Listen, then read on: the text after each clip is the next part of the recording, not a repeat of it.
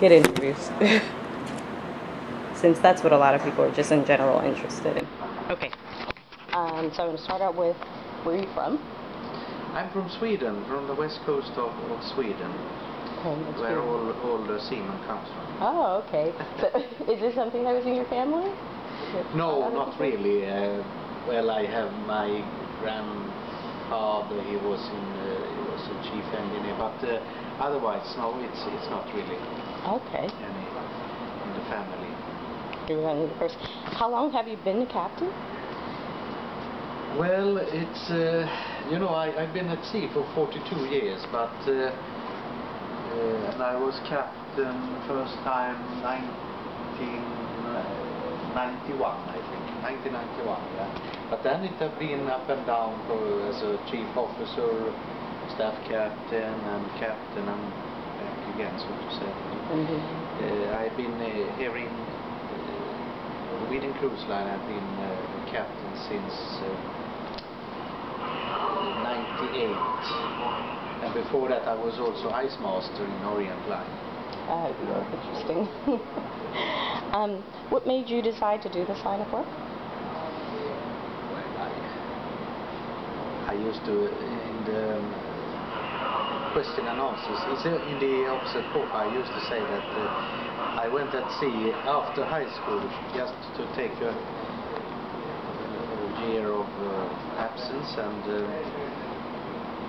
at the time I wanted to be an architect, but I continue at sea. I had a friend which emigrated to New Zealand, and I thought I should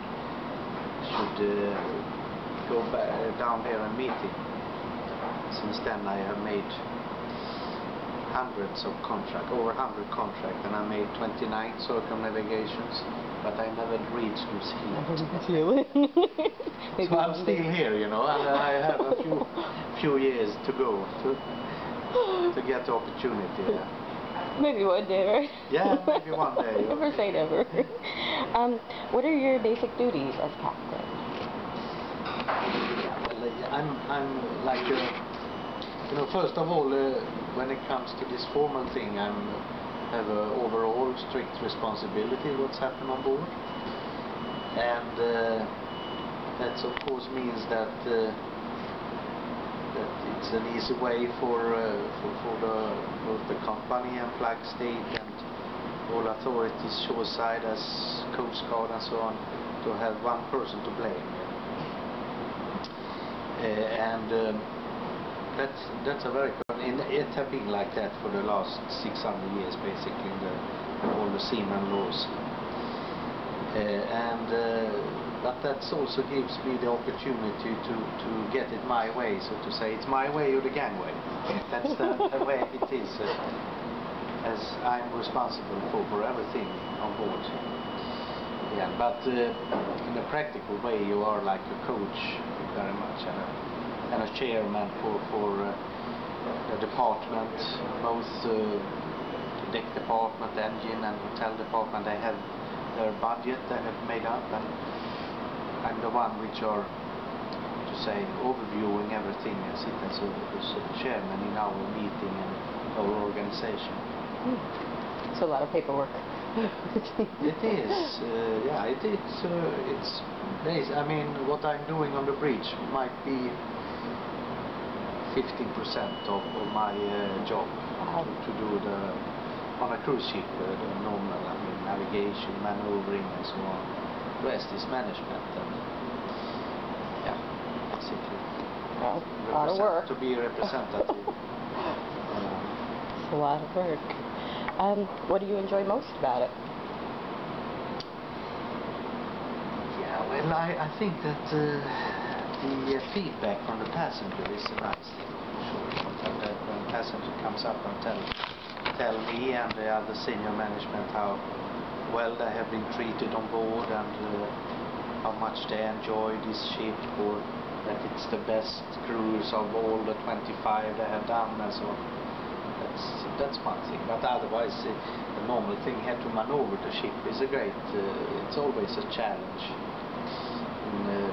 Yeah, most of the ports we come into, we very seldom or never use a tugboat, for instance, and in a place like New York, it's very challenging to come into these docks there we always have some kind of current. Sometimes up to 3-4 knots current against us or with us, and it's a ship like this one, it's 300 meter long, you know, to face a current of 3 knots, it's a tough job. You get to do that every week, right? Yeah, every week we are there for sure, every week. Oy. No, it reminds me the captain of Queen Elizabeth, when he retired, I asked him, so what was the most challenging place to mooring your ship? He says immediately, he said, Pier 88 in New York. He said that. So it has a reputation. So that have a bad reputation. How would you describe your command style?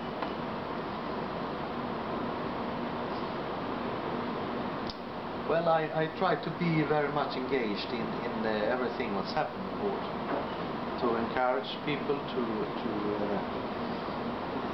how to say, I want to have a happy crew, you know, and it always starts with a happy captain. Gets happy crew and happy ship and a happy passenger. It's always reflects very much back. So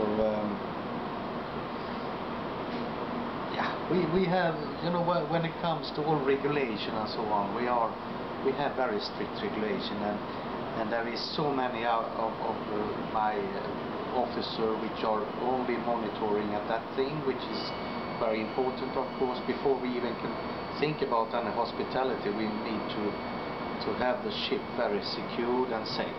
That's a basic thing for me to have a safe ship, you know, for the passenger. But then, additional to encourage the crew member to be nice, friendly, and so on. Every ship have their special challenges, and we start to be an old ship, so to say. It's we can't really compare with the newest ship like Pearl and Gem and Epic and those yeah, very fancy ship. But we can definitely be a competitor when it comes to friendliness and hospitality and of course a clean ship. But to have a good atmosphere is my goal in many ways in good ship. Well, the Star certainly does. That's one of the things. I was here in May, and I couldn't wait to come back. Oh, really? It's like everybody was so friendly, and I mean they're always friendly, whatever Norwegian ship I'm on. But it was just nice. It was a very welcoming feeling. What is your favorite ship? Is it whatever one you're on, or? Yeah, well, it used to be the one you are, your last ship, you know, the one you are on, sure. Okay. That's yeah, you can say that's a ship you're commanding, right? Yeah. How would you encourage a young person that was interested in a life at sea to go about it? Well, it's how to say, I have both my daughters I have sent at sea. They have been working. We are not allowed to work together, but they have worked. Both of them have worked 2.5 years in Shorex, insurance department. And my youngest daughter, she just quit now and starting her university. But it's a good school for life, you know. It's you learn a lot. I mean, maybe not for everyone. It's not for a lifelong career, so to say, because if you're a girl, you like to have your family, and that is maybe not the ideal job for sure if you have children and so on. But you have the opportunity to see you around the world a little bit. You got a lot of common knowledge. As a young person, you know, for my girls, my daughter, it was like doing the military service. They learned how to obey orders and instructions and keeping time and all these very basic thing, you know, which is yeah, it's a good school for the life, so to say. Place to start. You have to deal with a lot of people, guests, which is not so easy, and at the time it's yeah, it is it's quite tough for many of those young people down in the reception and the shorex and so on. They got beaten up quite often.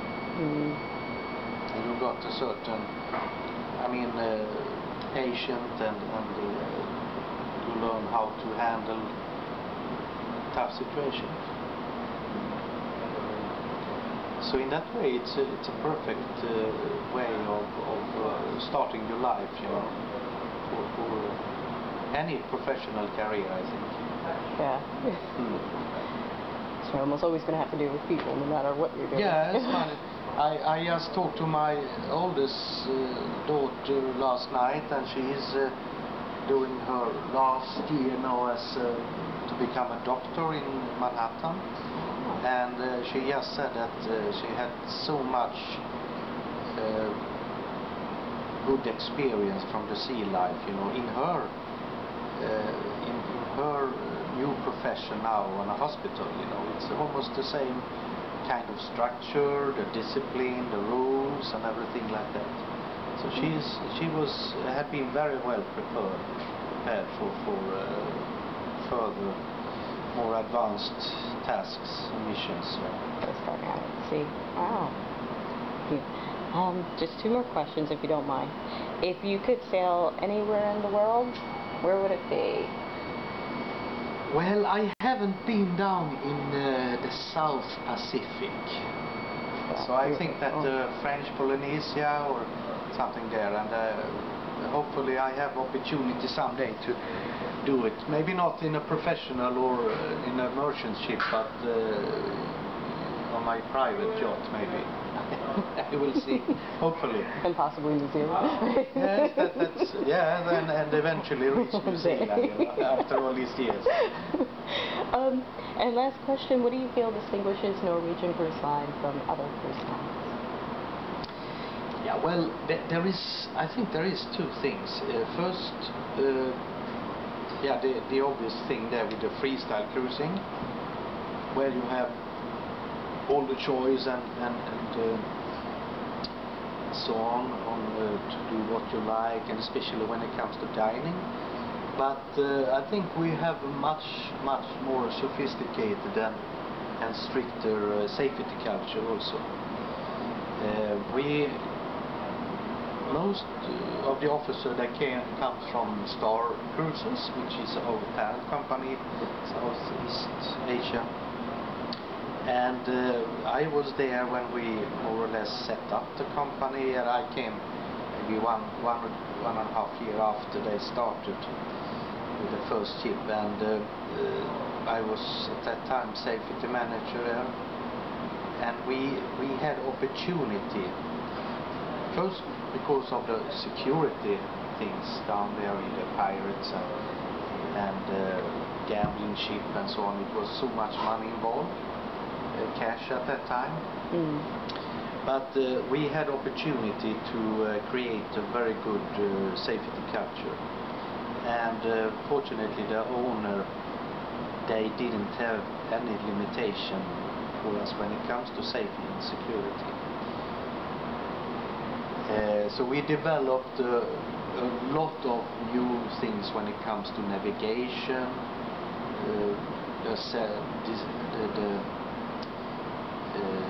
the layout on the bridge, for instance, here, the procedure and manuals and everything like that was in a total different standard as they had in the Caribbean at that time. And then when Star Cruises bought Norwegian Cruise Line, we more or less moved over all of these things over to the new company. And Yeah, I couldn't say that accident can happen, you know, it's so easy, but if you look at the records of Norwegian cruise line, and especially as star cruises, which is basically zero incident and accident in a very confined and tough traffic water, Hong Kong, Singapore Strait and so on, which is very remarkable in the industry, or in the insurance industry especially, that we have basically zero incidents the last 10 years. It's and that make it so. I mean, the officers in the company, on the bridge and so on, have a very high confidence. Of course, we have very good routines, regulations, checklists, and manuals for everything. And we are training it also in a practical way, very much. I couldn't sit there and say that the other Carnival and this cruise line doesn't have any safety, but we definitely have a total other safety culture. Good. Yeah. So that's the, from my side, it's the biggest difference maybe, and then of course the freestyle and so on. It's what the passenger, of course, made the choice for and so on. Well, thank you so much. I appreciate it. Can I get a photo? You have got all the answers. I have, yes. It's perfect. Thank you. Very in-depth and a lot of information there. Yeah. Let's